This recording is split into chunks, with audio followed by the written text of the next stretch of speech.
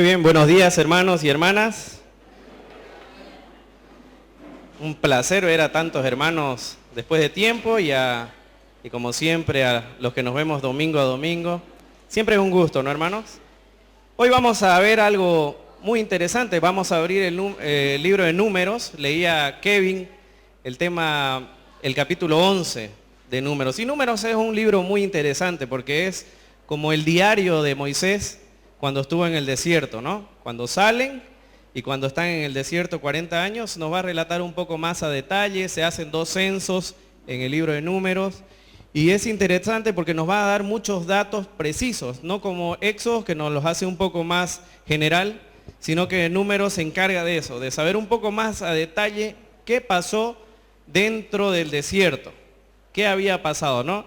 Y Kevin ya nos ha anticipado un poquito. Usted vaya buscando su Biblia en Números capítulo 11,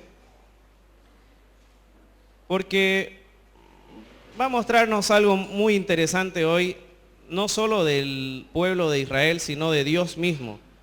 De Dios nos va a enseñar algo, una característica que Él le interesa mucho que sepamos, ¿no?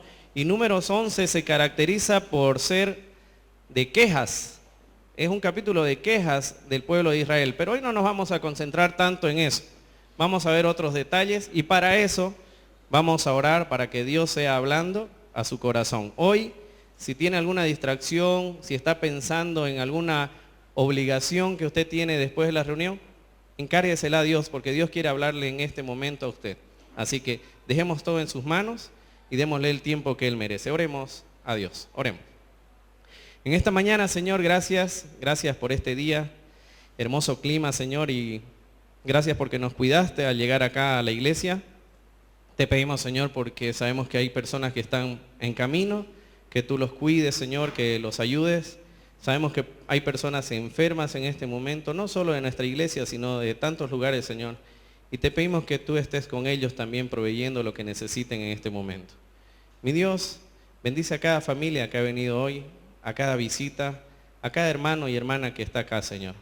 Te pedimos que nos hables directamente y también te pedimos por cualquier distracción que tengamos, Señor, cualquier cosa que esté en nuestras cabezas que no sea escucharte, que la saques, Señor, que nos des la seguridad que tú estás tomando ese tema en tu control, Señor, y ahí va a estar muy bien. Mi Dios, te entregamos todo. En nombre de Cristo Jesús. Amén. Un tema muy importante que se va a hablar en Número 11 es de esto, de un pueblo codicioso.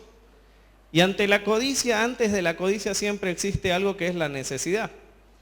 En todo el mundo vivimos ahora una época de necesidad camuflada, porque somos una generación muy consumista.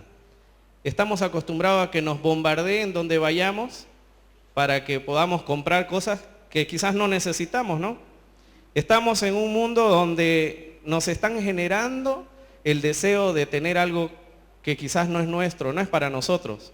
Existen los créditos cada vez más fácil de tener, existen las tarjetas de crédito cada vez más fácil de deslizar, y existen los centros comerciales ya en Santa Cruz 2 y muy pronto 3, para que también nosotros podamos, y de pronto lo que vea nuestros ojos, desear por lo menos algo de ahí y salir comprando. La necesidad es algo de la que Dios sabe que tenemos. Y Él sabe cuál es en realidad lo que necesitamos y hasta dónde nosotros podríamos tener lo justo y lo necesario. Y es por eso que me interesa saber mucho qué es necesidad. Primero vamos a definir qué es necesidad antes de saber cómo era este pueblo codicioso. Y necesidad, dice el diccionario, es aquello a lo cual es imposible sustraerse, faltar o resistir. Un poco directo a nuestras hermanas, que sus roperos están llenos de resistencia, pero resistencia negada. Muchas derrotas ante esos deseos de comprar compulsivamente un vestido, un zapato. Nuestros hermanos siempre queriendo mejorar algo más en cuanto a lo que tenemos. ¿Y eso es necesidad? No. Eso va más allá de la necesidad. Pero tampoco quiere decir que nosotros debamos vivir con conformismo, ¿no? También podemos tener algo más. sin duda alguna, mientras esté en nuestras posibilidades. Y necesidad es aquello, dice, que es imposible que usted pueda resistir. Necesidad es la carencia de las cosas que son menester para la conservación de la vida. Atención con la definición de lo que es necesidad. La carencia de las cosas que son menester para que usted pueda vivir. ¿Y de qué estamos hablando más o menos? Puede ser la salud, ¿sí? ¿Conoce a una persona que esté con una enfermedad terminal? ¿Sí? ¿Qué es lo que desea esa persona? ¿Un auto nuevo? ¿Una casa mejor? ¿Que lo lleven al mall a comprar algo? ¿No? ¿Qué quiere? Un día más de vida. Eso es lo que quiere. No quiere salud, quiere un día más de vida para poner en cuenta todo lo que ha hecho, para dejar bien las cosas y poder despedirse de los demás. ¿Sí? Comida. Sin la comida en cierto momento podríamos morir y es por eso que es una gran necesidad. Y abrigo. ¿Conoce o ha escuchado casos de personas que por el frío han muerto? ¿Sí? ¿Conoce que por el calor también han muerto? Entonces estas tres cosas son lo que Dios define como necesidad. Y este pueblo de Israel, caracterizado ahora en este capítulo 11 por quejarse, también tenía necesidades. También ellos estaban conscientes de que necesitaban. Y me parece muy interesante porque, y es lo que hablamos, ¿no? Hoy en día estamos totalmente equivocados con lo que necesitamos y pensamos que realmente es lo que tenemos que tener hoy. Y es ahí donde entra esta palabra, codicia. Porque a veces confundimos lo que es necesidad con la codicia. Y la codicia también va a hablar de esto. Un deseo vehemente de algunas cosas buenas. Atención, porque la codicia no es solo querer algo malo. Son cosas que usted puede querer, algo bueno. Usted puede decir, yo quiero que mis hijos estudien en la mejor universidad. Eso es muy bueno, ¿no? Y para eso yo me voy a endeudar 7 vidas más. Yo quiero el mejor auto que he visto. Qué bueno, porque quiero llevar a mi familia de una forma muy confortable. Pero eso significa que yo le voy a dejar una deuda a la generación que viene detrás mío. ¿Codicia o necesidad? Y esto me parecía muy interesante. Decía Tauron, cualidad del toro, dice, de perseguir con vehemencia y tratar de agarrar el bulto o engaño que se le presenta. ¿Qué es lo que hace un torero? ¿Qué es lo que hace el torero con la tela roja esa? Engañar al toro. Y se han dado cuenta, y yo me imagino y me pongo un poco en la cabeza del toro, en algún momento debe estar nublado, ¿no? Debe estar, todo alrededor se debe perder, esa gente gritando y todo, y él solo está concentrado en esa tela roja. Y como sea, y usted ha visto cómo quieren vestir, no al torero, sino a la tela roja. Y eso es lo que da a entender esto. Esa es la codicia. Cuando nosotros anulamos todo lo que existe alrededor y nos concentramos en solo eso que queremos en ese momento. El pueblo de Israel ya venía de salir de Egipto y sale de una forma maravillosa. ¿Se acuerdan que ni siquiera salen con lo que tenían, sino con mucho más? Dice que la gente le entregaba joyas, animales, con tal que ellos salgan. Y con tal de que el faraón los vea salirse, le dice, llévense todo, y es más, todo Egipto, entréguenle más y más para que ellos se vayan de una vez. Y comienzan a salir, y ustedes conocen que van a pasar por el Mar Rojo, y conocen que va a estar por este lado saliendo, y aquí sucede el gran milagro que se abren las aguas, y ellos caminan en seco, y el pueblo de Israel percibe un gran milagro, y es aquí donde llegamos a Números 11. Es ahí.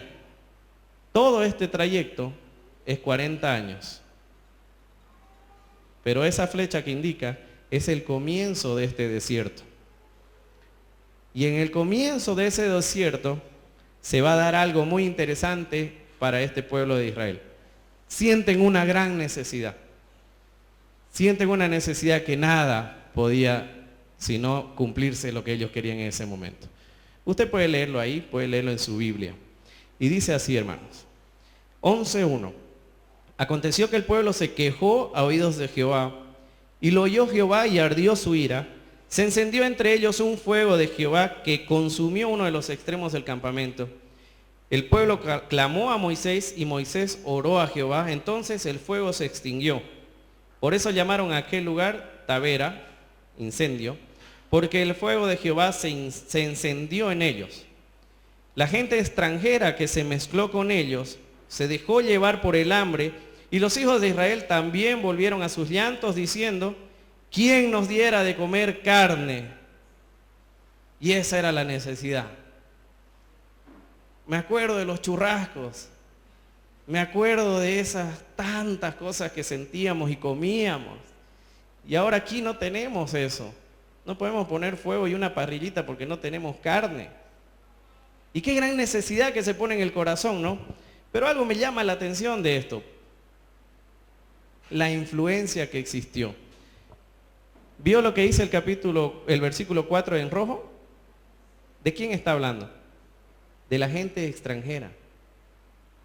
Cuando Israel sale de Egipto, muchos se acoplan a ellos porque ven milagros que no habían visto. Ustedes se acuerdan de las plagas que Dios manda, ¿no? Y ellos dicen, no, hay que creer en este Dios porque esto es lo que hay que entender que es verdad. Y ellos salen también con el pueblo de Egipto. Y en el camino se venían sumando personas. Más de 600,000 nombra a Moisés más adelante. Pero esto es lo más importante. Porque la gente extranjera es la que comienza a extrañar Egipto, no Israel. Y es por eso que nombra de primero. Y dice, y la gente extranjera que se mezcló con ellos tuvo un vivo deseo. Y entonces los hijos de Israel también, dice, volvieron a llorar. ¿Usted ha visto cuando se juntan unos 5 bebés en un mismo lugar? ¿Qué pasa si uno comienza a llorar? ¿Lloran todos? ¿Sí? Exacto. Qué contagioso que es, ¿no? Allá, por ejemplo, tenemos unos hermanos con sus gemelitas y yo no sé cómo le hacen, ¿no? Llora una y debe llorar la otra, ¿no? Se alegra una y se alegra la otra también. ¿Y saben qué? Eso pasó acá. Porque lo negativo es muy contagioso, mi hermano. La influencia negativa es mucho más fuerte que la positiva. El hablar de un Dios que está vivo y que tiene salvación para muchos no llega tan bien como decir, les cuento que este hermano falló. Eso se va a multiplicar, pero lo bueno no se va a multiplicar tan rápido. Y es por eso que la influencia de estos extranjeros fue tan fuerte que ellos comenzaron a llorar y también, dice el pueblo de Israel, comenzó a llorar. Y usted haga callar a un niño que quiere algo, ¿no? Cuando comienza a llorar, con vehemencia. Eso es lo que se refiere. Cuando un bebé llora y usted no sabe qué tiene hasta que le da leche o hasta que se da cuenta qué es, eso es el llanto con vehemencia. Y lloraban quejándose. Y vamos a nombrar algunos versículos. El versículo 10 dice, y oyó Moisés al pueblo que lloraba por sus familias, cada uno a la puerta de su tienda. Imagínense, hermanos, que comencemos a caminar por el centro de la ciudad y cada uno afuera de su casa esté llorando por sus familias. Qué hermoso que se escucharía, ¿no? No sería nada ruidoso, ¿no? Y ese es el llanto que llegó a Dios. Un grupo de personas llorando por lo mismo. Querían carne. ¿Dónde está esa carne que teníamos? Y el versículo 4 dice, que ya lo vimos, volvieron a llorar. Y el versículo 5 dice, nos acordamos del pescado que comíamos en Egipto, de balde. ¿Se acuerdan lo que era de balde? Cuando alguien estiraba la mano con un balde, alguien le daba comida. Eso es limosna. No es ganárselo, es una limosna. Y eso es lo que está diciendo así.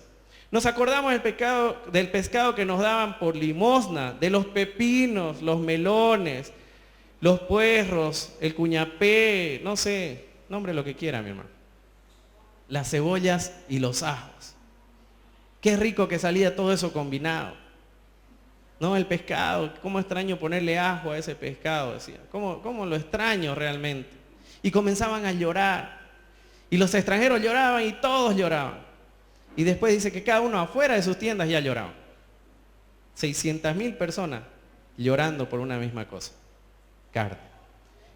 Y la gran pregunta, ¿para qué salimos de Egipto? ¿Para qué? Esa pregunta ya la tenían respondida ellos mismos hace tiempo. Un pueblo de conveniencia es lo que había ahí. Este pueblo no estaba pensando en seguir a Dios en ese momento. Y ni siquiera estaba pensando en seguir a Dios cuando salieron de Egipto. Ellos estaban quizás asustados de lo que Dios podía hacer, pero no convencidos del poder de Dios. Entiéndame algo. Usted puede estar asustado de las consecuencias que Dios pueda traer en su vida o en su familia, pero no significa que usted crea en un Dios y lo tenga como su Salvador, y crea en un Dios que perdona y ayuda y prospera. El temor llevó a mucha gente de Israel a salir de Egipto.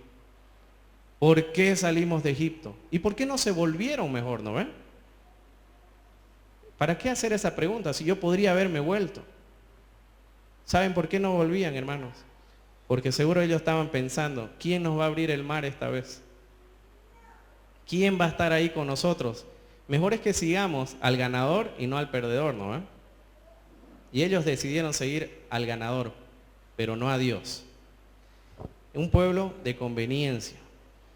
En Éxodo 2:23 es donde va a responder su pregunta. Dice, aconteció que después de muchos días murió el rey de Egipto y los hijos de Israel gemían a causa de la servidumbre. Vamos a escuchar esta palabra, gemían, y clamaron, y subió a Dios el clamor de ellos con motivo de su servidumbre. Ellos eran esclavos más de 400 años ya en Egipto. Y ellos ya estaban cansados porque era realmente agotador ser esclavo de Egipto, ¿no? Los torturaban, los hacían cargar todo el día, ellos volvían a sus casas a nada más que descansar, porque todo el día había sido muy pesado.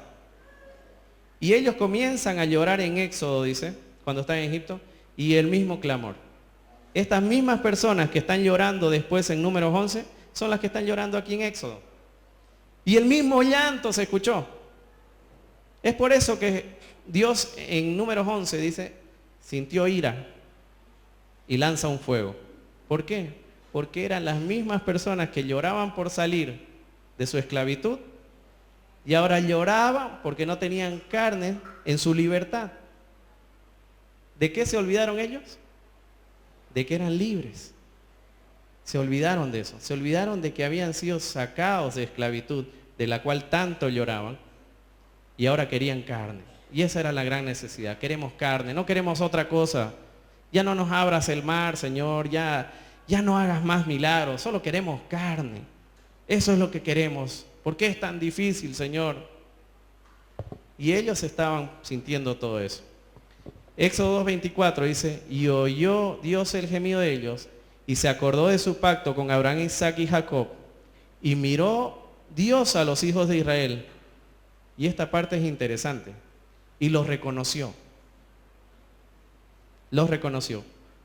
400 años habían pasado desde que Israel no clamaba a Dios para que intervenga.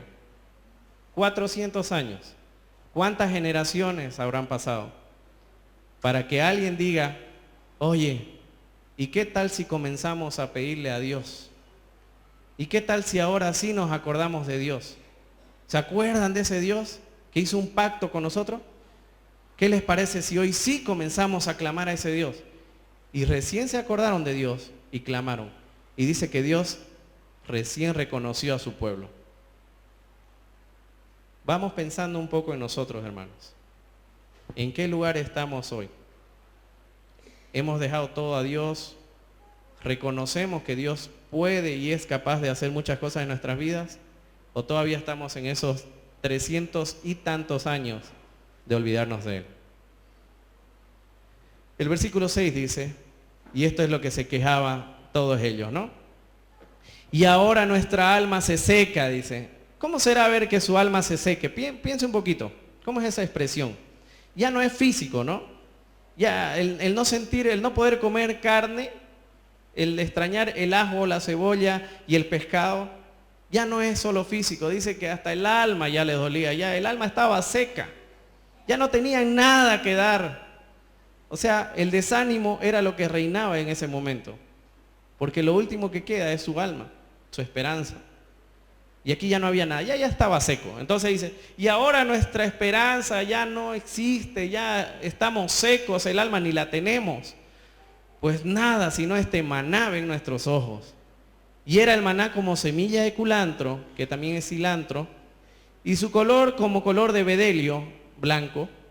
Y el pueblo se esparcía y lo recogía y lo molía en molinos o lo majaba en morteros y lo cocía en caldera o hacía de él tortas, y su sabor era como el sabor de aceite nuevo.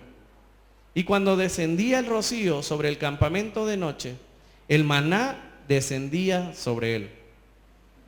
Un milagro más. Un milagro más. O usted explíqueme cuándo ha visto caer pan en una lluvia. O explíqueme usted si ha amanecido y ha salido al patio de su casa y con el rocío cayó un poquito de pan, digamos. Ese es un milagro de Dios. Pero esta gente ya no quería milagros. Había abierto el mar por ellos. Un poco más allá, convierte el agua salada en dulce para que ellos puedan tomar tranquilamente. Durante todo el trayecto, aparte de matar a todo el pueblo, a todo el faraón y que se venía con el ejército, durante todo el camino en el desierto, ese trayecto que vimos, había una nube que los cubría de día y una columna de fuego que los cuidaba de noche. Yo no sé qué más necesitaba este pueblo realmente, pero ya estaban cansados de los milagros. Estaban cansados del Dios que hace milagros en sus vidas y solo querían satisfacer su necesidad física. Queremos comer carne, solo este maná, solo esta lluvia de pan. Señor, ya basta, ya no sabemos qué más hacerlo, ya lo hemos hecho cuñapé, lo hemos hecho torta, ya lo hemos cocido, lo hemos crudo, no lo hemos comido, hemos hecho todo. ¿Qué más podemos hacer con este maná? Ya no queremos maná. Y algo que me interesó saber es por qué el maná fue entregado por Dios. ¿Por qué no fue otra cosa? ¿Por qué no carne, no ve? Si es más nutritivo, más fortalecido. ¿Por qué no? ¿Qué pasa cuando comemos carne todo el día? Todos los días, perdón. Dentro de un tiempo comienza a hincharse el cuerpito, ¿no? Y dicen por ahí que el ácido úrico está elevado, ¿no? Y cuando está elevado el ácido úrico, comienza a generar bastantes problemas, ¿no? Entonces yo quiero imaginarme 600,000 personas caminando en un desierto con el ácido úrico elevado. O yo quiero imaginarme cómo sería la digestión de esta gente durante 40 años si comiéramos carne todos los días. ¿Y saben qué? Dios no es un Dios de ocasiones o que sin querer hizo algo.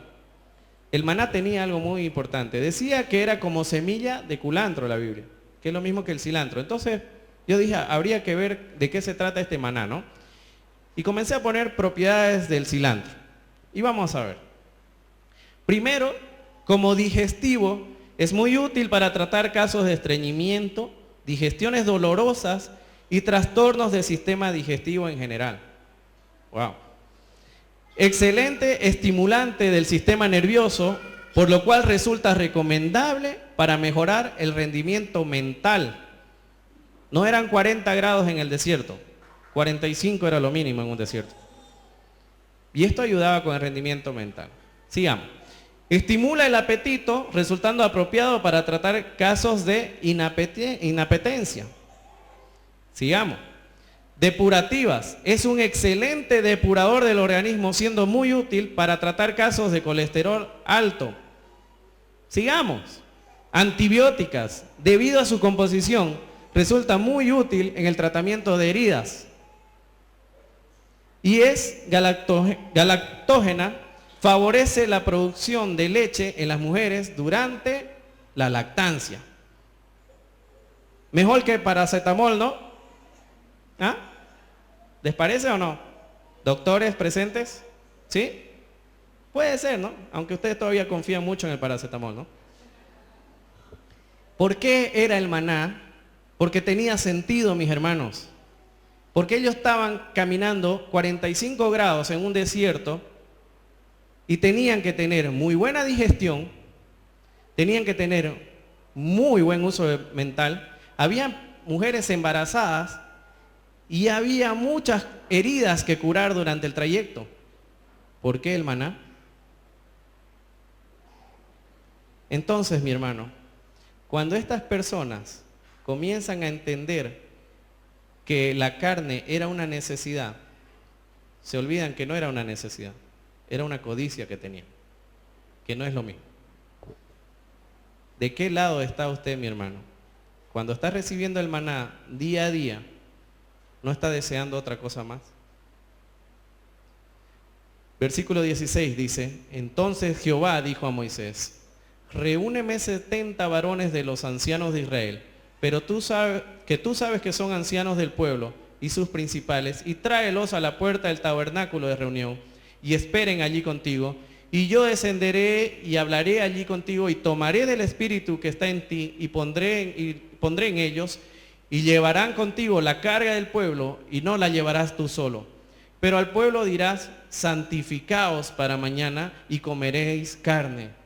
Porque habéis llorado en oídos de Jehová diciendo, ¿quién nos diera a comer carne? Ciertamente mejor nos iba en Egipto. Jehová pues os dará carne y comeréis.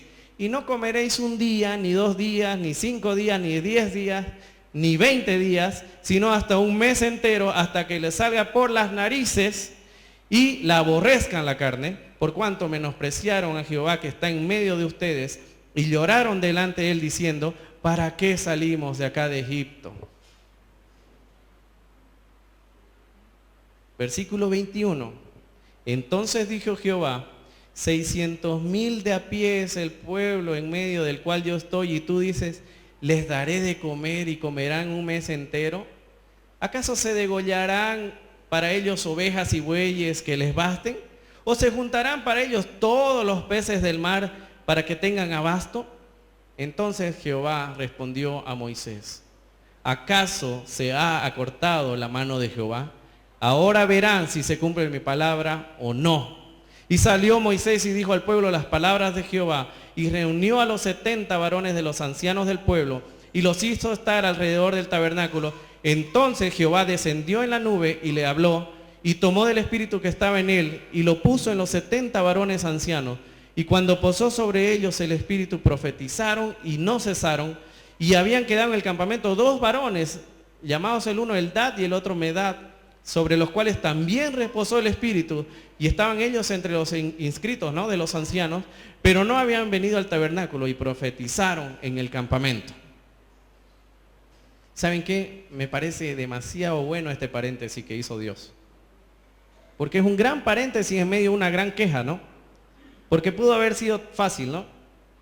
Es que nos estamos quejando, y como dice Dios, está bien, los escuché a todos, van a comer carne. No van a comer si un día, no van a comer 2 días, hasta un mes. Le va a salir por las narices. Dice que la van a aborrecer la carne. Y ahí van a saber si mi palabra se cumple o no. Hubiera sido muy fácil que amanezca y esté toda la carne lista y nada más. Pero ¿saben qué? Este paréntesis es muy bueno. Porque Dios dice, primero vamos a hacer una cosa así. Hay 600,000 personas aquí reunidas. Y todas o muchas en realidad se están quejando acerca de que quieren carne. Está bien, pero hay algunas que no se están quejando acerca de carne. Y yo quiero que me reúnas a 70. De 600,000, 70 nada más quiero. Y quiero bendecirlos a ellos. Y a ellos quiero protegerlos. Y a ellos los vamos a cuidar muy bien. Y es más, van a tener un milagro que nunca han visto entre ustedes. Porque yo voy a dar de un poco de tu espíritu a ellos, y ellos van a hacer un milagro que ustedes nunca han visto. Y me gusta mucho ese paréntesis, en medio de tanta queja y revolución que tenía el pueblo y los extranjeros, y cada uno afuera llorando y clamando, porque aquí va a suceder algo muy importante. Aún en medio de un mundo que rechaza una y otra vez a Dios, Él sigue bendiciendo a algunas personas y familias que deciden creer en sus promesas. Mi hermano, afuera y en el día a día que tenemos nosotros, hay un mundo que está atacando a Dios. Y hay un mundo que está ignorando las palabras de Dios.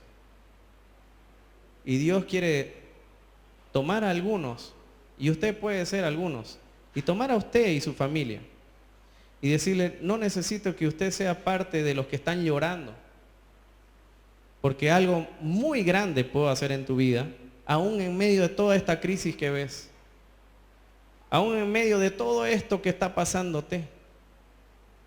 Este documento que tanto estás esperando no te está saliendo.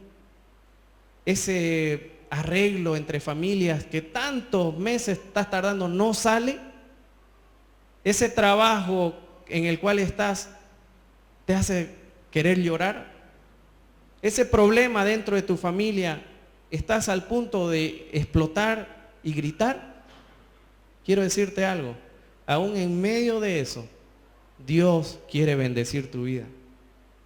Dios quiere apartarte un momento de todo eso y explicarte que Él sí ha estado ahí con su columna de fuego y su nube protegiéndote todo este tiempo y que quiere bendecir tu vida.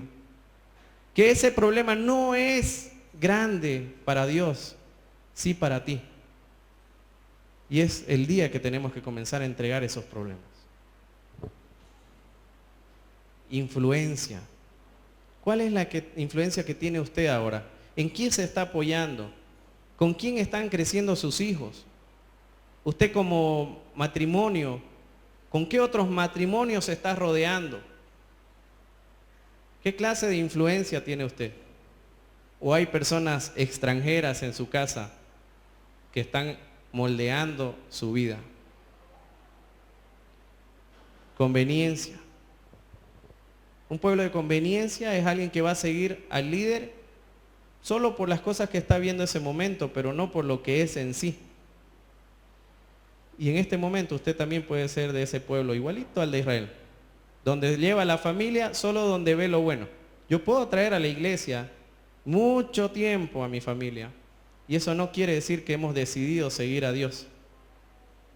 Usted puede creer que por venir los domingos me conviene estar ahí porque sé que está muy buena la prédica y sé que algo va a pasar. Pero Dios no es un Dios de domingos, es un Dios de todos los días. Y es un Dios que tiene que manifestarse en su familia todos los días. Y eso es lo que necesita de usted. No podemos ser un pueblo de conveniencia, una familia de conveniencia. Tenemos que ser una familia decidida a que algo grande puede pasar. 31 el versículo dice: y vino un viento de Jehová y trajo codornices del mar y la dejó sobre todo el campamento, un día de camino a un lado y un día de camino a otro lado. ¿Se imagina? Usted podría haber caminado un día hacia un lado, iba a encontrar codornices. Se iba hacia el otro lado, un día caminando, codornices. Y casi 2 codos sobre la faz de la tierra, 2 codos, un codo se mide de aquí a aquí, entonces imagínese la altura, casi ni podía caminar, ¿no? Para comenzar tenía que apalear todo para seguir. Entonces el pueblo estuvo levantado, dice, todo aquel día y toda la noche y todo el día siguiente, y recogieron codornices, y el que menos recogió 10 montones, y las tendieron para sí a lo largo alrededor del campamento, y aún estaba la carne entre los dientes de ellos, antes que fuese masticada, cuando la ira de Jehová se encendió en el pueblo, e hirió Jehová al pueblo con una plaga muy grande, y llamó el nombre de aquel lugar Kibrot Hatabá, que significa tumba de los codiciosos, por cuanto allí sepultaron al pueblo codicioso. Qué historia, ¿no? Una novela, ¿no? Realmente comienza quejándose, el Señor los escucha, se enoja y lanza fuego, Moisés interviene y se consume el fuego. Comienzan ya no a quejarse, sino a llorar, y gritan, ¿no? Y gritaban como bebés: queremos carne, extrañamos esa carne, ¿por qué nos salimos de Egipto? Y Jehová los escucha otra vez y dice: voy a intervenir otra vez, pero van a aprender una gran lección. Y en medio de todo ese ida y vuelta entre Dios y ellos, 70 personas están haciendo un milagro que nadie ha visto. Es una novela, ¿no? Y llegan las codornices, un día de camino a un lado, un día de camino al otro lado. Y cuando ellos comienzan y seguían comiendo porque las amontonaban, estaban felices, me los imagino gritando y felices de la vida, comienza a aparecer la ira de Dios. Y lanza una plaga muy grande. Y ahí muere todo un pueblo. Los pueblos de los codiciosos. Y yo quiero preguntarme esto. ¿Por qué reaccionó Dios así? ¿Por qué la reacción de Dios? Yo sé que Él estaba molesto con todo esto, pero ¿por qué lanza primero la carne y cuando dice que todavía estaban por masticarla, lanza la plaga? Y es una gran pregunta, ¿no? Y ¿saben qué me pone a pensar mucho cuando ellos salieron de Egipto y cruzan el mar, cuando se abre el mar y llegan al otro lado? Lo primero que hace el pueblo, ¿saben qué es? Adorar a Dios. Agradecen. Y Moisés pone un altar para que todos agradezcan a Dios. Cuando cae estas codornices, ¿qué es lo primero que hace el pueblo? Comer, ¿no? Olvidarse de Dios. Y comienzan a llenarse. Decía Dios que hasta por sus narices iba a salir carne. Y lo cumplió. Y la ira de Jehová se hizo presente. Porque yo sé que Él esperaba que un pueblo comienza a alabar a Dios y agradezca. Yo sé que en el corazón de Dios sabía lo que iba a pasar, pero también Él espera que nosotros cambiemos la historia y reaccionemos diferente a lo que estamos acostumbrados. Y hasta me lo imagino esperando, a ver, en cualquier momento alguien va a gritar, esperen, no oramos por los alimentos, esperen, ¿por qué no cantamos un rato antes de comer? ¿Por qué no le entregamos ese momento a Dios si Él ha hecho todo esto? Un milagro más, miren, pero nadie hace eso. Y el pueblo comienza a comer. Un pueblo codicioso, y se me venía esto a la mente. Éxodo 20:17 es uno de los mandamientos, ¿no? No codiciarás la casa de tu prójimo, no codiciarás la mujer de tu prójimo, ni su siervo, ni su criada, ni su buey, ni su asno, ni cosa alguna de tu prójimo. Había gente que influenciaba al pueblo de Israel y ya estaba muy metida ahí, ¿no? Y esta gente sí extrañaba su casa en Egipto y comienza no a necesitar las cosas de Egipto, sino a codiciarlas. Porque la necesidad es lo que explicamos al comienzo. La carencia de cosas que son para sobrevivir. Lo demás es yapa, dijo uno, ¿no? Y ellos comienzan a codiciar. Y el pueblo codicioso nunca se acuerda de Dios. En ningún momento el pueblo le dio la honra a Dios, ni agradecieron por un nuevo milagro en sus vidas. Me hace pensar mucho en nosotros, hermanos. Me hace pensar mucho en nuestras familias. ¿En qué lugar está Dios cada vez que aparece un milagro? Yo he visto milagros muy cerca, en la familia de May, en mi familia. Usted ha visto milagros muy cerca. Y quizás con el tiempo y el paso del desierto se nos olvidan muchas cosas, ¿no? Se nos olvida quién lo hizo posible, quién ayudó, quién estuvo ahí. Y eso pasaba acá. Este pueblo, hermanos, ese era el trayecto normal que alguien hubiera hecho si quería salir de Egipto hacia Canaán, hacia la tierra prometida. Ese era el trayecto normal. Pero el pueblo de Israel decide hacer otro trayecto, que es lo que usted ve abajo. Y la distancia de Egipto hasta la tierra prometida era de máximo 30 días a pie. Y ellos tardaron 40 años. 40 años. El plan de Dios era primero alimentarlos bien durante 30 días con el maná. Estaba cubierto el alimento y la salud, ¿no? Porque vimos las propiedades que tenía el cilantro. Segundo, él quería cubrirlos del sol con la nube del día. Los quería cuidar durante 30 días. Después quería cubrirlos del frío con la columna de fuego de noche. Quería abrigarlos. ¿Se acuerdan las primeras necesidades que vimos que son realmente las que necesitamos para vivir? ¿Sí? Ya estaban cubiertas, ¿se da cuenta? Dios ya las estaba cubriendo. Pero este pueblo se olvidó. Rápidamente se olvidó. Milagro tras milagro y se olvidó. Y quería llevarlos a la tierra prometida. Mi hermano, el desierto no era la meta final, pero Dios sabía que había que pasar por ahí. Y usted, quiero hacer una pregunta. ¿En qué lugar se encuentra hoy en su vida? Puede que esté en un Egipto donde Dios no tiene nada que ver en su vida ni en su familia, donde usted nunca ha escuchado de un Dios y realmente no lo conoce. Puede ser que usted conozca a Dios y Dios lo ayudó en algún momento, cambia su vida, pero está en un desierto. Y siente que está dando vueltas en ese desierto y que no desatora y que no sale y que duele y que no logra realmente.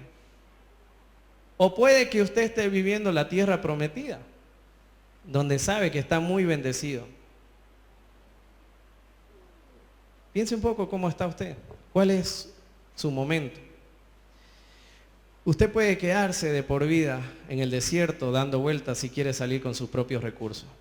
No se olvide que Israel sale no solo con lo que ellos tenían, sino con muchas, muchas riquezas más. Hablamos de oro, hablamos de animales y todo. ¿Y saben qué?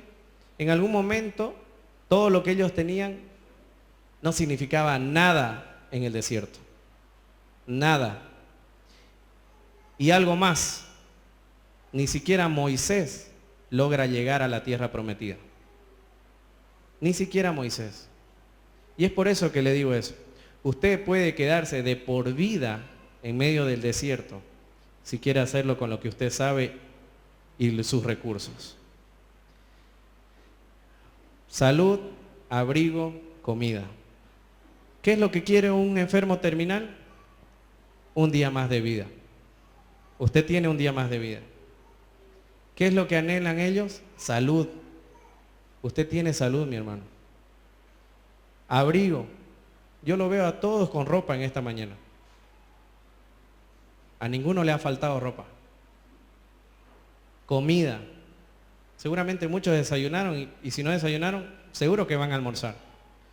Mi hermano, hay gente afuera que no ha comido nada ni va a comer hoy. Hay gente que anoche no tuvo ni siquiera una tela o una bolsa para cubrir su cuerpo del frío, que nosotros ni lo sentimos dentro de nuestras casas. Quiero que se vaya con esta pregunta. ¿Qué le falta hoy? ¿Qué necesidad tiene usted? ¿Estaba pensando en algo más necesario que esto? Seguro que sí, ¿no? Porque nos equivocamos al saber qué es lo que necesitamos.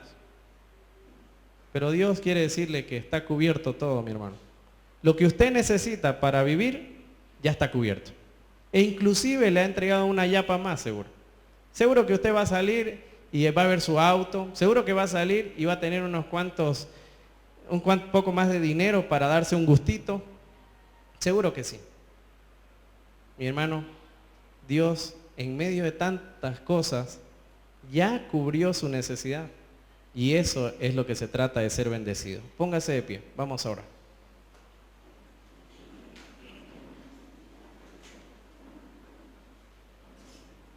Lanzamos un desafío hoy en la Cena del Señor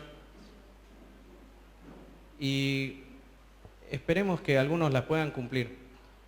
Hoy tenemos un almuerzo, ¿no? Sabemos que es para cubrir la necesidad de los enfermos y los misioneros.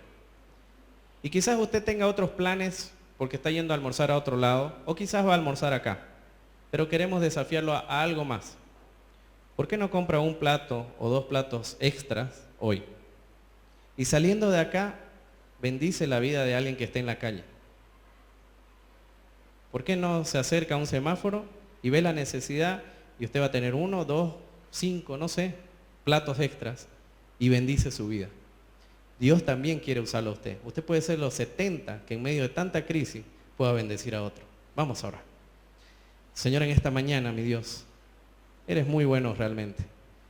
Y eres muy bueno porque nos haces reaccionar ante las cosas que nos hemos olvidado, Dios. Codiciamos en realidad tantas cosas para nuestras vidas y nos olvidamos que la necesidad ya está cubierta. Te damos gracias, Señor, porque tenemos un día más de vida primero. Tantas personas en clínicas, echados en una camilla en este momento, quisieran tener esa seguridad, Señor. Te damos gracias por la salud, mi Dios, porque ni todo el dinero del mundo en una enfermedad terminal puede comprarla esa salud. Te damos gracias por el abrigo, mi Señor, porque nos has dado no solo ropa, sino la ropa que nosotros queríamos y escogimos, Señor, al comprarla. Gracias, Señor, por eso. Y también te damos gracias por el alimento, Señor, porque en toda esta semana no hemos dejado de comer. Mi Dios, eres muy bueno con nosotros. Queremos agradecerte porque bendices nuestras vidas. Y ahora queremos ser de bendición, mi Dios. Ayúdanos en todo momento a enseñar que Dios cubre necesidades y que está presente en medio de las dificultades, Señor. En nombre de Cristo Jesús, te entregamos nuestras familias, nuestras vidas y este día, Señor. Amén. Dios bendiga sus vidas, mi hermano.